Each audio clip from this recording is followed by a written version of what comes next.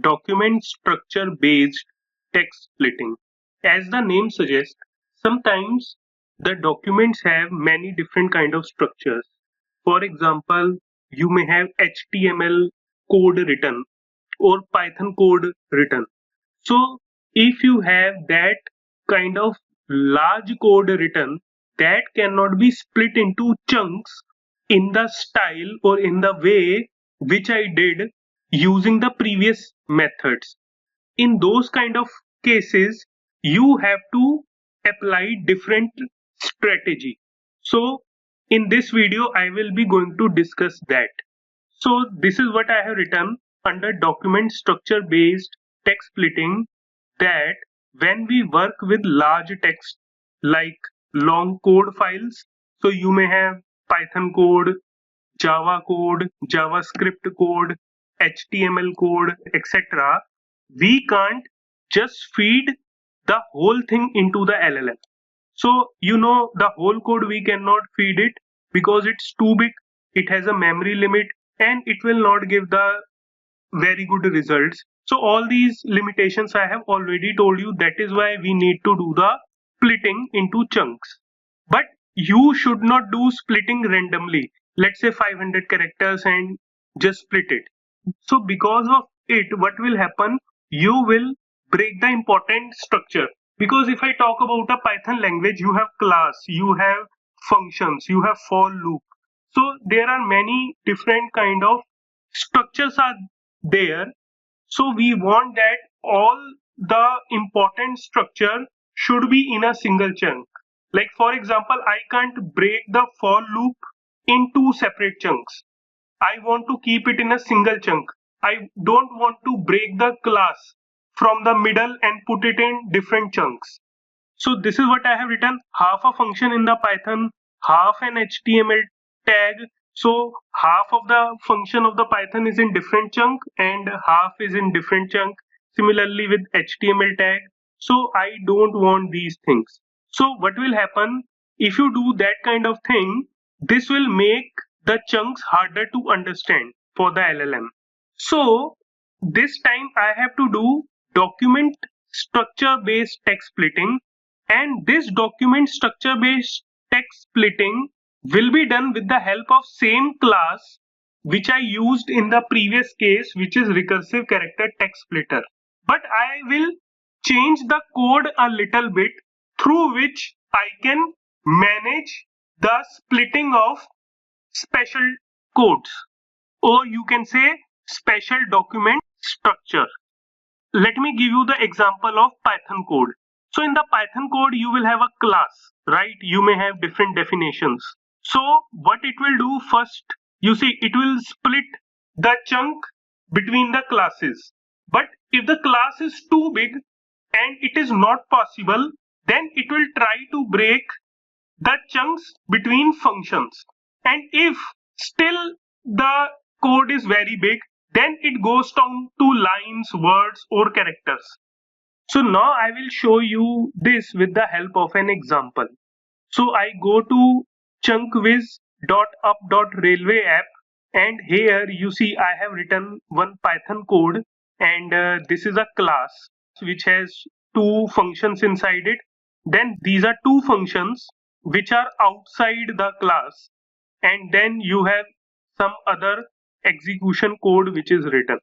So when I will break them into chunks, then I don't want to break it abruptly or from the middle. Like here, suppose I am using character splitter. So here what it is doing, it is making two chunks, and this is chunk number 1, and this return word is cut in between. So this is not a good way. So this time the approach which I will use is recursive character splitter Python. You have JS also, you have Markdown also, but this time the recursive character text splitter Python I will be going to use.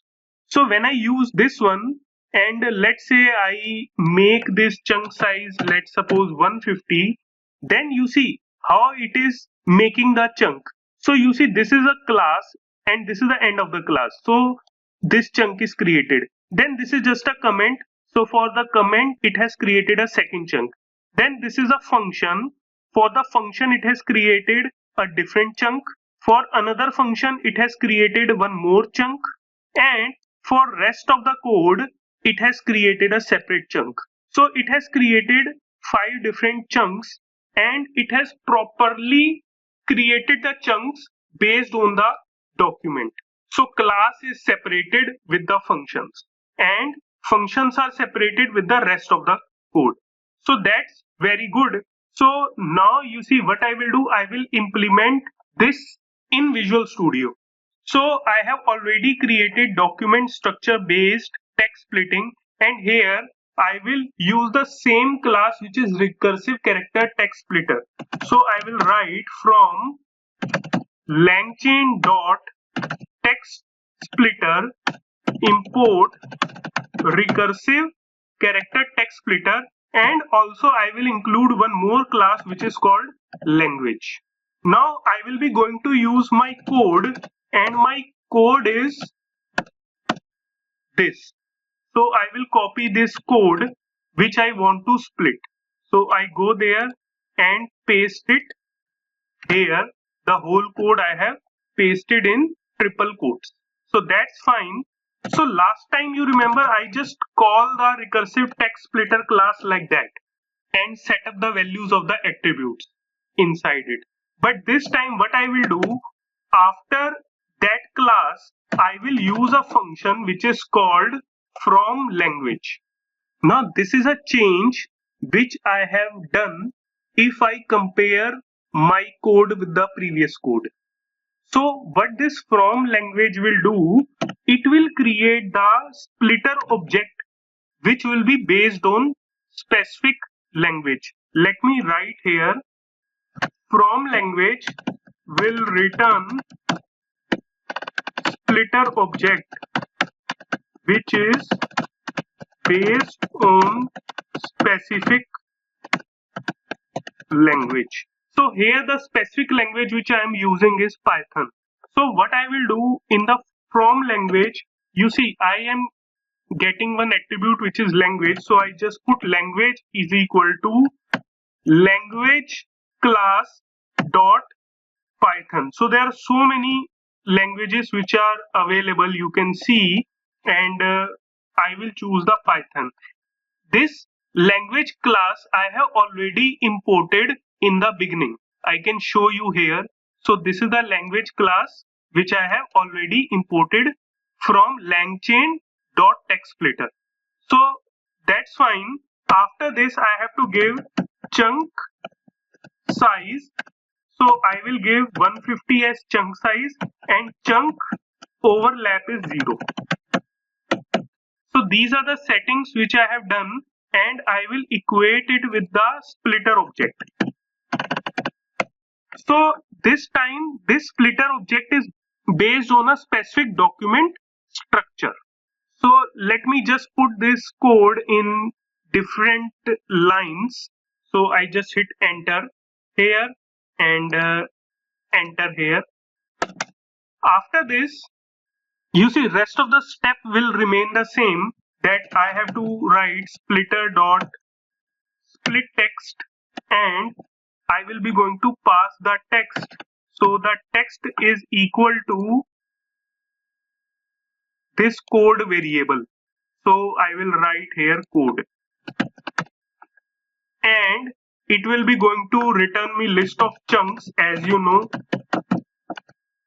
So I will equate it with that, and now you see I will be going to print the length of those list of chunks,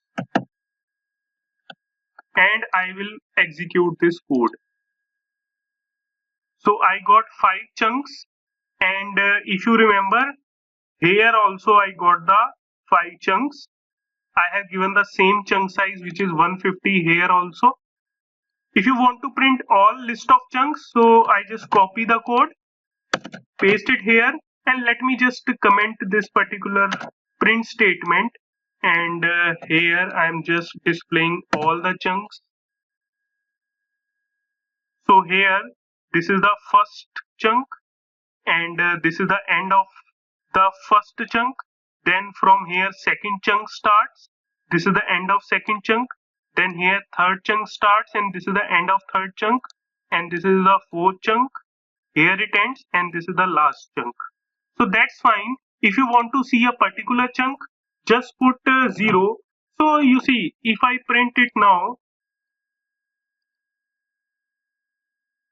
so here I am getting the class and the whole class details. So this is the first chunk which I have printed. Similarly, you can print the second chunk and so on. So in this way, there are many languages which you can use, and based on your requirement, you can split the data. You may want to do HTML, Java, JavaScript, Perl, PHP. So there are so many languages which are present, and based on the requirement, you can change your language. So here I will choose Python again. So that's it. In this way, you can perform document structure based text splitting. Just remember, I have used this from language this time. This function I have used, which is returning me the object based on the specific language.